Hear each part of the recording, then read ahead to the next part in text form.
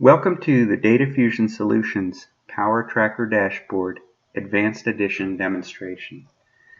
I'd like to start out by describing the four main areas of the dashboard. In the upper left, we have the mapping area, which shows a visual depiction of the outages. To the right of that is the outage table, which gives a listing of those same outages. In the lower left is a history area which will be displayed when we go down to the state level, and will show the outages as they change over time for the last 30 days. And in the lower right is an area that shows general statistics on the feeds as well as the timing of the display. Let's start off with the mapping area. If you hover over any state, it will give you the current outages for that state. If you click on that, and we'll do that in a minute, it will actually go down to a detailed representation of that state. But I want to show the full features at this level first. The outage table gives a listing which corresponds to what's shown in the map of all of the outages by state. In the lower right, if we look at the feed status, it gives us an indication of how well the feeds performed. We currently have 457 feeds. Of that, 446 during this time pull were successful and 11 failed. This is not atypical. A lot of utilities have their sites down for maintenance or are overwhelmed, and quite honestly, some of them don't know that their sites are down. This happens quite frequently with electric cooperatives and municipals. This area also shows the current number of outages overall, somewhere around 120,000, and 678 outages that are unassigned. This means that based on the information provided, there was no way to determine where the outage actually is. If you actually hover over this exclamation point, it defines what that means. It also reports the highest outages for the display. In this case, that's in Virginia, around 35,000 outages. Down at the bottom here, we give the information about when the data was pulled. In this case, the data pull completed at 9:11 a.m. The next is scheduled to start at 10 a.m. The data pulls take around 10 minutes to pull the 457 actual individual feeds. If you click on this little expander here, you can actually see every one of the utilities and their status, as well as the date and time that they report on their website. So this is useful. You can actually scroll through this and you can see some of the ones that failed.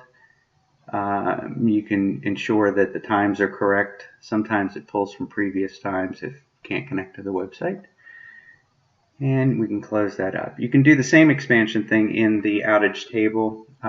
It's showing a few features that we're working on right now in terms of some of the information that we plan to present.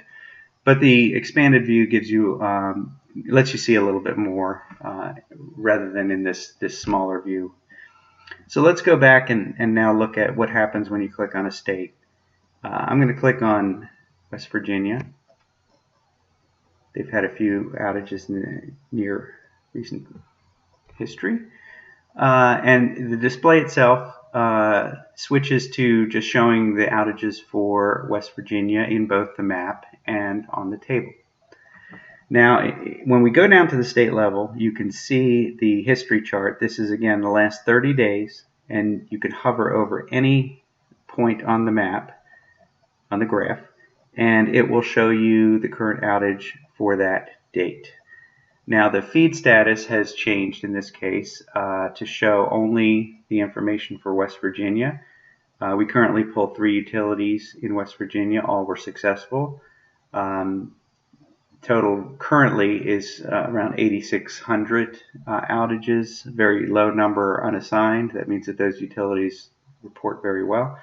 And it gives the location of the highest outage. Now, if you go to the expansion view, you can see the 3 utilities that make up the West Virginia display, and obviously all were successful.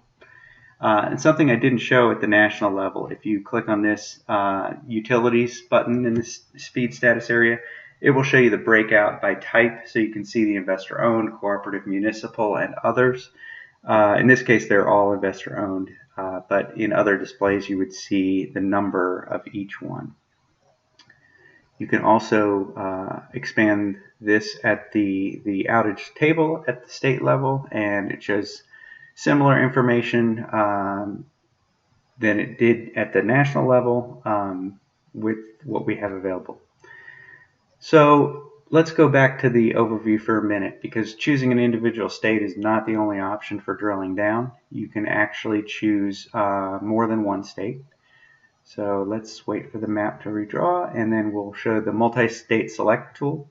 I had already chosen 3 states, but I'm going to show you how you choose these. So I'm going to take these out of the list, put them back over on the left, and if I want to choose multiple states, I can either choose them individually and move them over, or I can control click. So I want to choose Maryland and Virginia, so I'm holding the control key down and move both at the same time. I'll accept that. You can choose any number of states that you want, but I will warn you that it takes quite a bit of time if you choose a large number of states. You can actually choose every state in the country, but you're going to be waiting a little bit for it to draw. The outlines take a long time to pass from the web server.